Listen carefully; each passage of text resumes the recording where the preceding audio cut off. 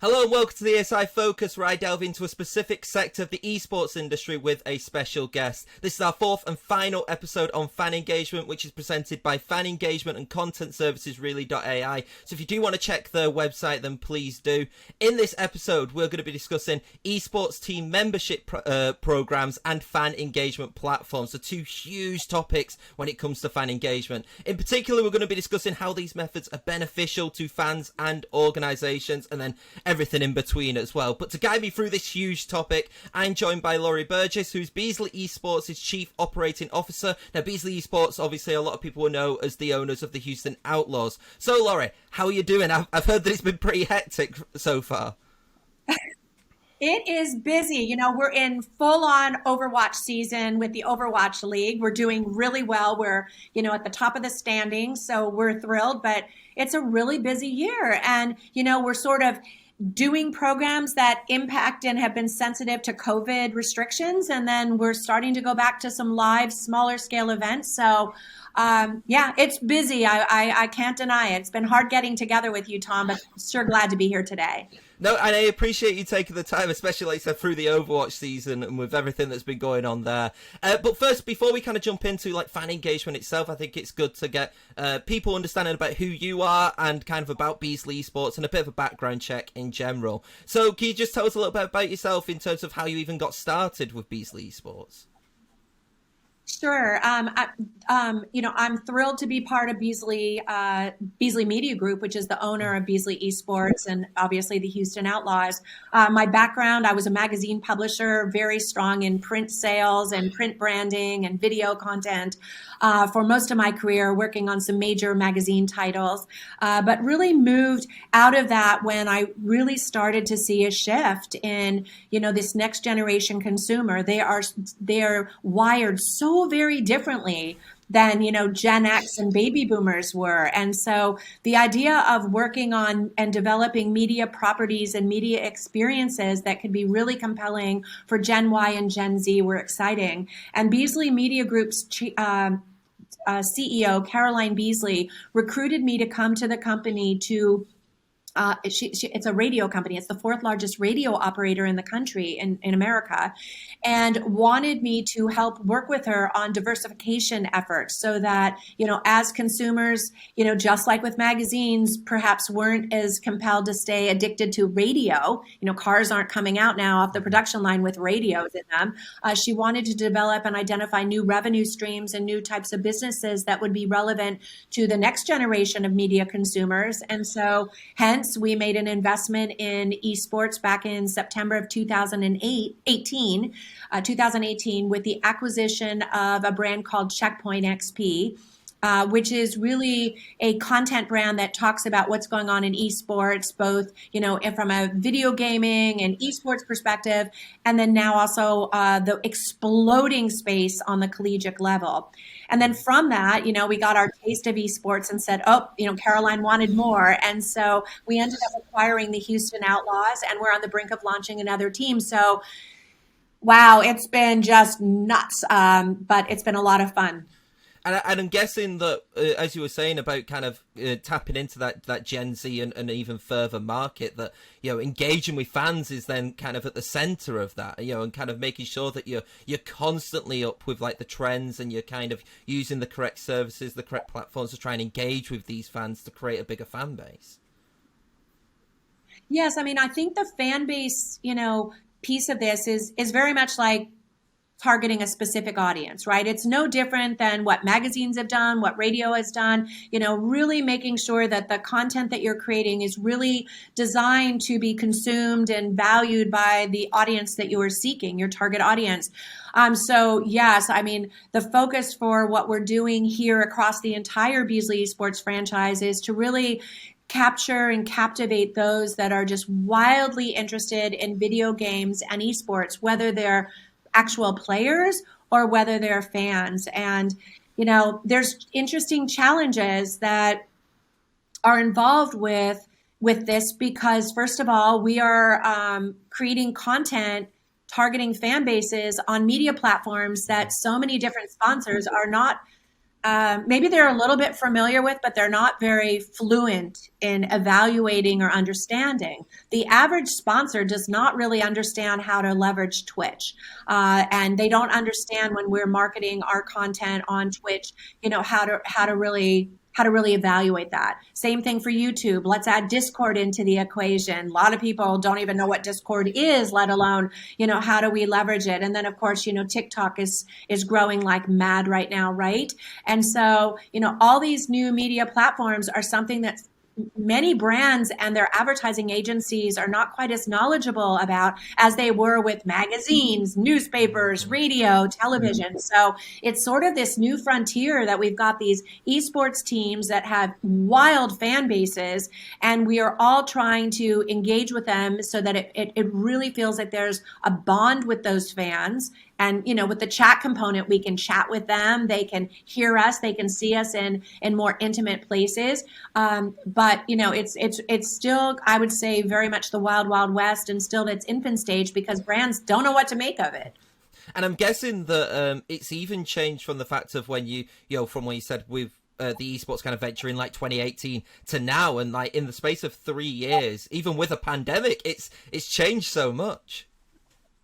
Oh, the esports space is just on fire, right? I mean, it really, I think, showed itself from a consumer perspective to be the entertainment of choice for, certainly the under 24 set and arguably the under 35 age set. The numbers, and the stats as well as I do, are just staggering. I mean, it is, for this younger generation, this is their form of entertainment. This is what they're into. They're not, they're cord cutters. They're not watching television. They're not interested in having their dad's, season tickets to the Giants game. That's not how they want to spend their time nor their money. So that's all changing. Absolutely. But in addition to that, we're seeing fans really wanting to identify with the players and the games that, are of interest to them. Just because, I may be a player and the data shows that if I'm a player, I'm more likely to become a fan. And so we're really trying to make sure that we are connecting with those consumers, and kind of like rallying around them and staying engaged with them all the time. And I know we're going to talk about some of those techniques today, but that is really key. Where it's tricky for us, I will tell you, Tom, particularly as it relates to an esports team, is when, like this past year, we totally re-engineered the roster for the Houston Outlaws. So all the players that we had last year, we only retained. Well, we only have one right now on the docket. We had two to start. We're down to one player that was here before, Dante Cruz, and he has a very good following.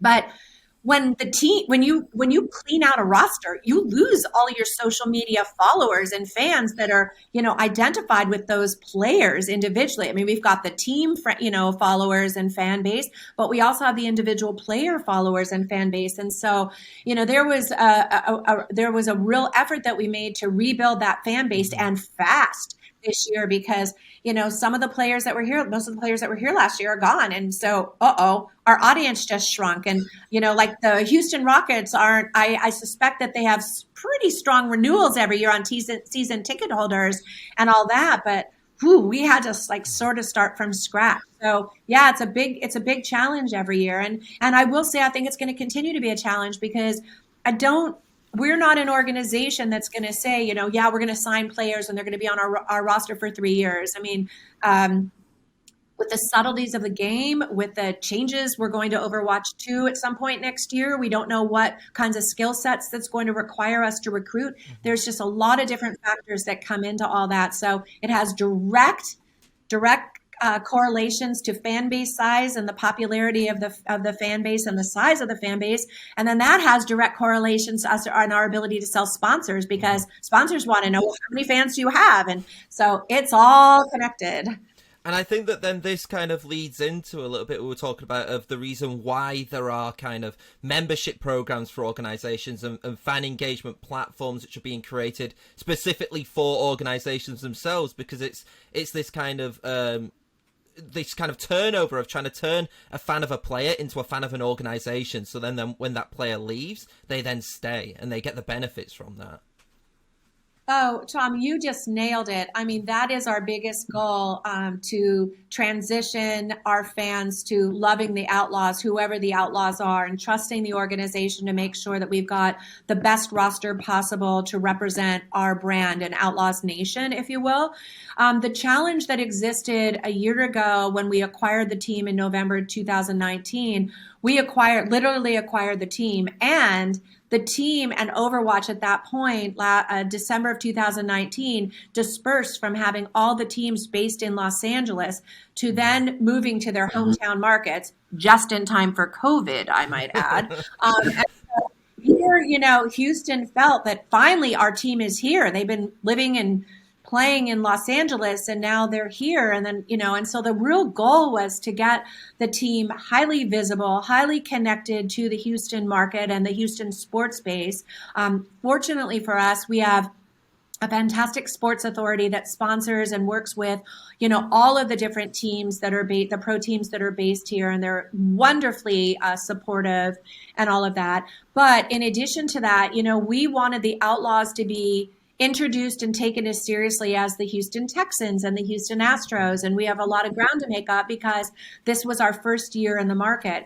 So as an example, we produced our first homestand, the 2-day homestand, where we had 7 Overwatch teams fly in over a 2-day period on February the 29th and March the 1st. We were one of the only homestands that were conducted by the Overwatch League until, everything went online because of COVID and the pandemic.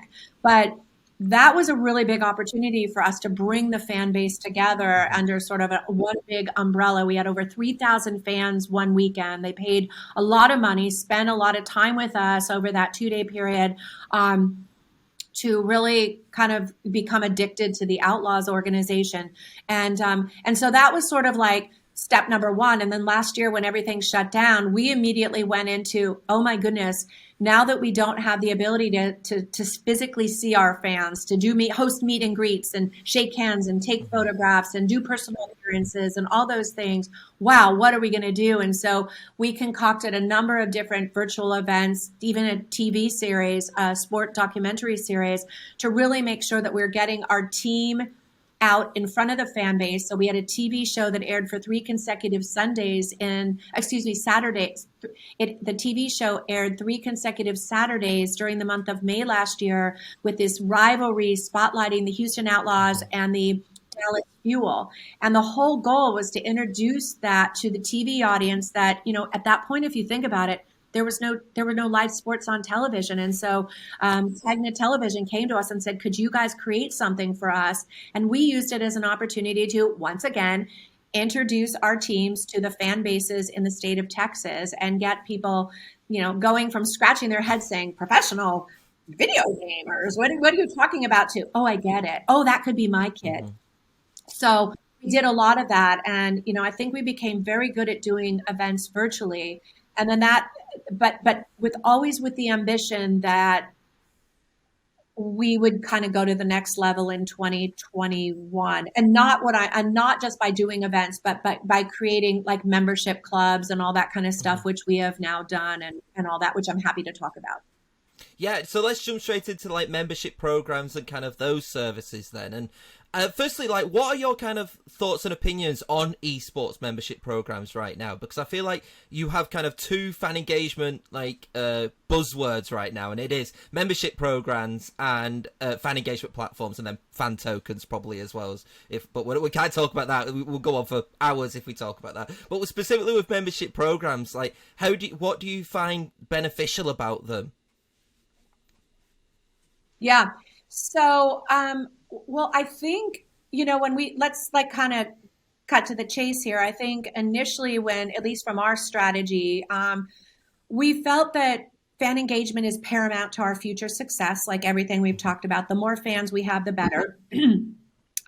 We're interested in, our fan base is global. We've got 4 Koreans that are playing for us this year, South Koreans. So we can't lose sight of that. And we can't lose sight of the fact that we have one of the largest fan bases, and we have really the highest viewership of any team in the league for matches right now in the United States. So, we've got a fan base around the US, but we play for Houston. And sometimes sponsors want us to be able to do things in Houston or San Antonio or Austin, which is our trading area. And, no offense, but if I sent you this great invitation to come see us live, in Houston next week, you would say, well, Lori, I'm not in Texas. I can't do that. I wish I could. And so we needed to, create experiences that made people that love the Outlaws wherever they live feel that they're really part of it. And so step one in our process this past year was there were two things. One, when we acquired the team, as do all the teams, we were given we were given a database from Blizzard of individuals that had opted in to be part of a Blizzard database that for Overwatch that had in some way, shape, or form conveyed that they were fans of the Outlaws. We didn't know anything about those people, nothing. And so we needed to figure out a way to learn something about those people. Where do they live? If we're showing up in Boston to play an event against the Boston Uprising, we want to invite Outlaws fans in Boston to come to see us play or to come meet us at our hotel or whatever it is. And so we felt like that was an imperative. So we wanted to create what we called a VIP club, a free VIP club to start and just convert those people into an Outlaws database. And so that was really step one. But when we were building the VIP club, and you'll get a kick out of it, it's called the BAMF squad. McCree is an important hero for us. And on his belt loop, he's got the BAMF. You know what it stands for. Moniker. We decided that would be the perfect name for our VIP club. So it's the BAMF squad. And so you can join for free. But in kind of playing into the lore of the Overwatch game, we created a paid membership club, which definitely gets more perks, if you will.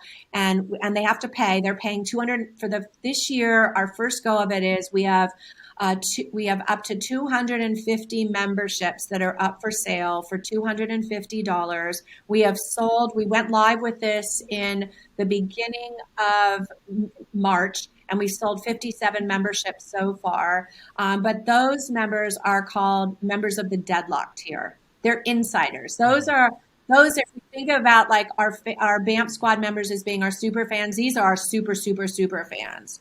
And so what it means is they get lots of things. They're getting a loot box that we just put into production, and I think they're getting it in a month, and it is fabulous. And it's Deadlock tier merch, and it's really cool. And I'd be happy to share what it visually looks with you later. But it is really, really neat and cool stuff. And so this is like really for people that are really in the know and are really caught up in the game and the lore. In addition, though, they get opportunities that other BAMF squad members that are not paying don't get. So, for example, the week that we kicked off our first match in the Overwatch League, that Monday, I think it was like April 12th, we hosted a meet and greet where our new coaching staff and our roster hosted a meet and greet online. HEB, one of our sponsors, presented it. It was a Taste of Texas, and it was a chance for all of our fans to meet the players. But here's what happened after that. So I think that lasted like over an hour. But after that, there was a special link just for Deadlock tier members. And they got to go into a private meet and greet where each of them were allowed to be in this room virtually with the players. They each got to ask a question of the players, and they each got to have their photograph taken with the players. And so, really cool experiences. On July the 9th, I'm proud to say that the Houston Outlaws and the Dallas Fuel, our arch rival, our nemesis, we hate those guys. We beat them once this season. They beat us twice. We're going to be going at it yet again. And everybody seems to love this rivalry in and out of the state of Texas. And so what we're doing, we actually have collaborated with the business teams who we get along with Dallas, not the players and the team side of things. But we are going to be each of us are doing our own events, and they're coordinated, of course. But so Dallas is going to do their event on stage at Esports Stadium of Arlington, and they're going to have their players play, and people can fans can be in the audience, and they can watch that match. We did not have that kind of a stadium opportunity here in Houston. And after considering a number of different options, we decided, so if you think about that, think of that as like the big concert, right? That you'd go to at a big venue. We decided to do ours a little bit differently. So our players are going to be playing at our practice facility. We're going to be hosting a meet and greet for 60 via BAMP squad members and Deadlock tier members a quarter of a mile away. Our GM will be there. We will be able to we have cameras that are going to be set up here for the Outlaws, and we're going to be able to broadcast that over at our meet and greet so people can see what's going on behind the scenes. We'll have a watch party. Everybody will see the event. We'll be hosting dinner, all this kind of fun stuff, selling exclusive merchandise. And then and then after the match, the players will actually, and the coaches will be coming over for a private meet and greet with everybody. And so what we did with that, though, is we could only sell 60 tickets for $60 and each. And what we've got happening is the tickets went on sale a day early for Deadlock tier members. I think Deadlock tier bought 20 of the tickets. So they gobbled those up fast. So it only left us with 40 other tickets to go on sale. And they were gone within literally like 3 hours. So, that's kind of like, that's definitely a small event, but, we had to follow a lot of regulations to be able to pull off this kind of live event where our players are going to be live with our fan base. And we had to do a lot to get Overwatch League's permission. Dallas doesn't have that kind of connection with the fans. They're not going to be like doing meet and greets and that kind of thing. And so I bring all that up because those are examples of things that we're doing. We're trying to add value to the fan experience so that you really feel connected to the team. Those people that went to that meet and greet, got their pictures taken with the team. I mean, first of all, their questions were just fantastic. They were all wearing Outlaws merchandise. They were grinning from ear to ear. And it's that kind of stuff where they get touched. They feel like they're really connected and part of us is really a big deal. The other piece of it is, we've got the Lone Star Vanguard, which is, one of the fan communities for the Houston Outlaws. We love these guys. There's like 300 of them. And so we work with them. We meet with them every other week. And they're actually going to be doing an exhibition match. The best Lone Star Vanguards are playing the best Fahrenheit 214 players right before the night before our big event against Dallas as part of our efforts. So there's just a whole lot that we're trying to do to really build a fan base and make it feel like you're part of we call it Outlaws Nation, but that you're part of a very special experience. I think one thing that I do want to kind of touch on, though, is that was absolutely fine. Yeah, I loved it. I think one thing that I did want to kind of talk on really was the price point. And it's like, I feel like when you have price next to fan engagement, there is this in esports right now, this standoffish kind of moment. Why do you think that is? And do you think it's just something that would take time to kind of develop? Yeah, no, I think it will. I mean, so, I can really only speak, for the Outlaws and the Overwatch community. I mean, this is really, let's be honest. Like, I don't know why this wasn't, I think why this wasn't done several years ago. I mean, up until this past February, for teams that were part of the Overwatch League, we were not allowed to create our own merchandise. We weren't allowed to create it. The league held that responsibility. So how could you create even fan merch that would be for super fans and stuff like that if we weren't allowed? And so this was something that we were granted in February. We knew it was coming last November. And so we started working on all this and we were ready to go. We actually created limited edition hoodies that came out early March. They are great. We sold those out like fast too and had to reorder some. But so that was new to us, right? So I think that's partly why we're sort of behind that. But I think everybody has different views on membership clubs. I'm a huge believer that the perceived value of being a paid member has to be greater than the price that I paid to participate. Our fans get birthday shout out text from our players. They get voice text that wish our Deadlock tier members happy birthday. We're really trying to create things that really mean something to the fans. Honestly, if we started working on the loot box for our Deadlock tier, I think back in January, and I signed off on everything like 2 weeks ago. it took us a while to get it right. And part of getting it right was making sure, and I'll send you, will send you this after we're done today so you can see what I'm talking about. The visuals, it took so long to get the design right, so long to spec out the products that we felt were high enough quality. We didn't want people. I personally didn't want to have a lot of tchotchkes. I just think it's junk, and I know that that's been a trend, and stuff like that in some cases. But we were really deliberate about the kind of merchandise that we wanted to create for this exclusive set, so that when we do the reveal on the Deadlock tier box, that when we make a big deal about it, people are like, oh my God, I want to be part of that. So, I see that, and I see a world where, if there were no COVID, I see a world where there's a Christmas party with the players and all of our Deadlock tier members, and maybe there's one on the East Coast and the West Coast, because, they're not all here with us in Texas. So I think we're being really thoughtful about just giving a lot of value to the fan experience. That's really important to us. I feel like the main thing, what I'm kind of hearing, is kind of something that I already thought of anyways, that it's maintaining the fans' trust. As a fan is willing to kind of invest in the organisation in the sense of putting cold hard cash to actually get a membership or join a specific team platform, which we'll talk about in a second anyway.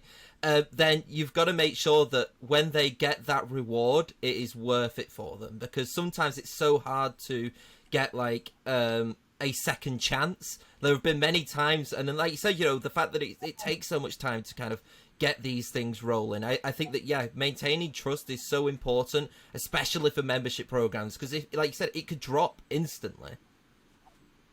Yeah, no, I think that's exactly right, and I think we had designs that you might say, hey, those weren't bad, but I don't think they were like what we were dreaming of, and it didn't 100% deliver on our ambition. And, honestly, particularly with this younger market, there has to be authenticity for sure, but we can't rip them off. Well, I wouldn't want to anyway. Like, you won't get fans to stay your fans if you're doing that. It's not, I'm a big believer in the under promise and over deliver theory. I really, my group abides by that. But the other thing is, like,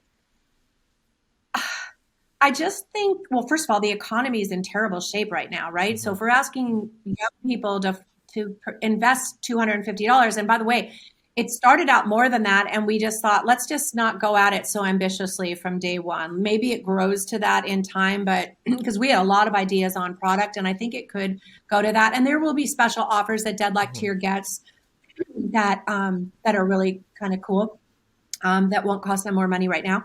But I think we wanted to really, really give value, and we want, I got to be honest with you. I don't want to see on social media that we're being trashed because, man, I invested this money, and like, I could have bought this at, the dollar store, or on liquidation on some of these products. Like, it's why I'll be honest with you. Like, when the Overwatch League decided that it wasn't going to work with Fanatics anymore, who was the league provider for merch, we were given an opportunity to buy the merch at fairly discounted prices that had not been sold. And we looked at it all, and we looked at it all for just being able to have it within our Outlaws shop, an Outlaws store. And then we also looked at it for, God, could some of this be really great for Deadlock Tier? And we just decided, no, that's not what we want. And, I think that our fan base keeps us really honest. I think social media keeps us really honest. And, it's a different world that we're all living in right now. And when people are happy, they talk about it. When people are very disappointed, they talk about it. And we want that Outlaws Nation to feel that this organization, even if it's a pretty small one relative to other organizations within the Overwatch League, we want them to think that there's a tremendous amount of tender, loving care that goes into everything that we're doing. I think definitely when the social media and how social media can spread, and there have been cases, obviously I don't want to say names and stuff like that, where you have seen programs and then you get the tweets of, look what I got. I always think of was it Firefest? I think it is, where it was like the picture of like a sandwich or something like that. It went viral because of it. Like things like that, with esports merch, which is like nobody wants that. But one thing which I do actually want to kind of discuss then, and this is like obviously completely in your opinion, is how essential do you think their membership programs are to esports organizations in terms of kind of, not just gaining a revenue, but also kind of embracing the fans a little bit more? And obviously, because you seem quite positive towards it. I am positive. So yeah, you can put me in that side of the area. I think where it's frustrating to people is it's still small, right? Like right now our number's still small, but it's growing. And I didn't put it in as like a huge revenue area for us this year. I mean, the net on it, it's not huge revenue after we cover our costs for everything that we have to do. And certainly our time is not even factored in. But you know what? Like we are moving into, I mean, it's already underway, right? We're moving into a world where data rules. And so when you are creating experiences with fans and they want to talk to you, and they want to be part of, incubation labs with you. They want to advise you on different things. I mean, and I'll give you a couple examples in a minute of things that we're doing. That becomes increasingly important. So even if it's a small group right now, it gives us a chance to be able to get feedback to clients that are asking specifically for feedback on new products that they're introducing, what the fan feels like about the product, which do they like better, this product or that product. A Deadlock tier member, as an example, is, a super fan. And so they're the kind of consumer that wants to be in a position that says, wow, what I think matters to this organization. I am so engaged in this team. I'm so engaged in this game. I'm so engaged in video gaming. Many of them, I mean, I know who a couple of them are because we've met with them and we've asked them questions about themselves. Many of them wanted to be pro gamers themselves. Well, they're living vicariously through the Outlaws experience, through Deadlock Tier, to feel as close to the organization as possible as a potential member, if you will. Yeah, so I do want to kind of jump then into the next topic, which is fan engagement platforms, like team-specific platforms or third-party platforms. Now, what the difference between the two, really, what I kind of see is that you've got memberships, which is kind of done outsourced through the organization itself to the specific members, and then you got fan engagement platforms, which kind of put these membership perks and puts them either into like an app or into an actual specific location online for people. What are your thoughts on kind of the emergence of fan engagement platforms? Yeah, so we're using so many different tools, and I know every organization is looking at different tools. We were going to use one tool to manage our membership club, and now we're using a different tool. But here's the bottom line.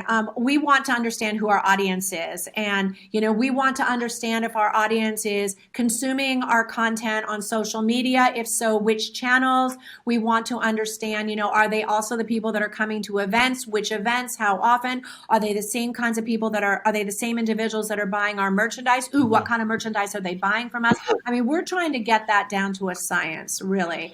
And so that's happening around us. We've got a couple different advisors that are also working with us. That's the beauty of being part of a bigger media company. We have different platforms that Beasley Media Group uses that we're able to tap into, resources that if we were an independent satellite, we wouldn't be able to resource and afford to have access to. But then in addition to that, we're doing some cool things. Like we're using a platform this year called Megaphone with some of we did a live broadcast. We're going to be doing a couple, but we did a live broadcast for the most wanted content creator search. We searched for ultimately what became 4 top content creators that are also creating content for us now. But it was like an American Idol type search. Simon Cowell would have been proud. And so when we did that, we used this Megaphone platform that a lot of television stations use, so we could do live voting with fans and get fan feedback right then and there, so that when we were doing the broadcast and talking about things, we were in a position to say, well, interesting, 50% of you said, you guys thought this person was, more likely to win than that person, or you guys favored this device versus that device, or whatever it is that we were going for. So we took some tricks out of the television playbook to be able to do that. We're doing a lot this year with happy streams on our Twitch platforms. Our players are, our players are required to, they stream anyway on Twitch. They like Twitch, but they are also required to hit a certain amount of hours that they stream during the month for us. That's part of their deal with us as being players.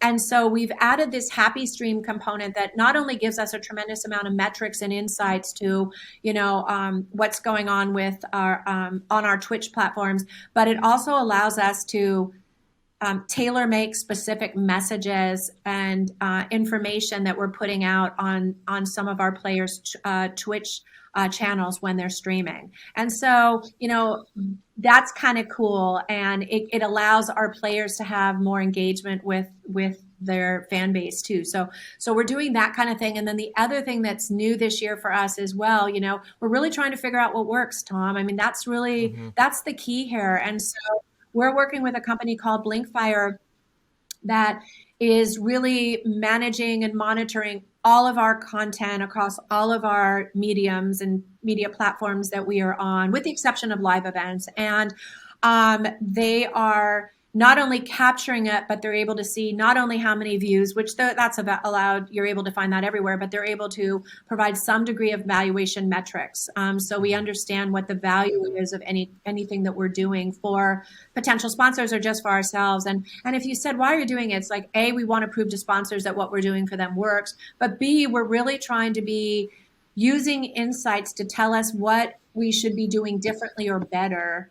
What's resonating with the fan more versus less, so that, again, it goes full circle to fan engagement. How do we know what the fan wants most, so we can give them more of that to keep them more connected, magnetized, if you will, to our brand. And I think as well, you kind of hit the nail on the head where there are two kind of types of fan engagement platforms which are starting to develop, and you've got the ones which are kind of using existing kind of properties to try and enhance them, such as, for example, like REELY.AI with content creation and everything like that, so they can help with content creation. And then you're also having kind of platforms which are trying to take things off Twitter and off social media to trying to put them into their own specific thing, sometimes under a paywall, sometimes for free as well. So where do you see kind of it going? Do you see it going more on the enhancing kind of the existing platforms, or kind of replacing and putting it into something which people could see as more accessible?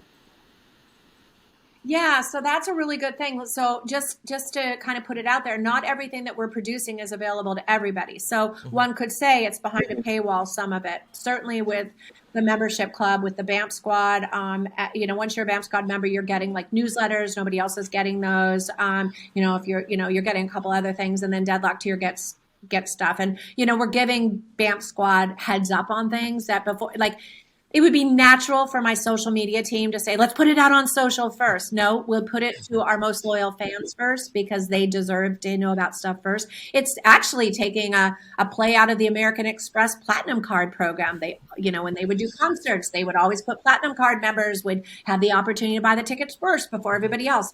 Is it snobby? Is it exclusionary? No, I think it's tailoring to the fan base and making the fan base understand that they matter most and they're going to be taken care of first. I mean, and I think it's the right thing to do. They're the ones that come out and root for us, that live, or they're the ones that are showing us that we have the highest viewership numbers on YouTube when our team plays versus other Overwatch teams. We have to thank them. We have to, there are ways that we can thank them, and there's many different ways. So I would say to you that everything that we're trying to figure out which social media platforms are the most viable. And then, of course, Discord is a really interesting one. We have a private Discord. There's opportunities there for different things. We want to be doing private community gaming nights for our members, not just for anybody, but not just for our fans, but our members. And then you talk about REELY.AI. We must talk about that, because we happen to really value that platform. It's a way for the fan that can't miss work on Friday at 3:00 for our match, to be able to see, instead, if they don't want to watch the long VOD on it, they can actually see what the highlights are and all that kind of thing, and serve that stuff up. And then also it's a way for our social media team mid-match to be able to shoot some highlight out and say, hey, if you haven't tuned in, you've got 2 more maps to go, check this out. So we are trying to be as forward-leaning as possible. I don't want us to spread ourselves too thin. We're like I hinted, our marketing team, our whole organization is quite small and everybody wears many, many, many hats. But, I want us to make sure that I want us to make sure that we're serving up content where the fans are. The days are Mhm. gone where we can put our content out and hope people come find us. It's like every fan has different habits. You might prefer Instagram. Someone else might want Twitter. I might prefer to converse on Discord, which I don't, by the way. I always forget to turn off my microphone. And so, we want to make sure that we're everywhere our fans need us to be because they all have different preferences and likes and dislikes. And I think, it's spot on, really, because I feel like the reason why so many of these different fan engagement platforms are kind of going enhancing or separation is because there is no kind of clear winner of which one can do right now. They're both kind of quite new in terms of development.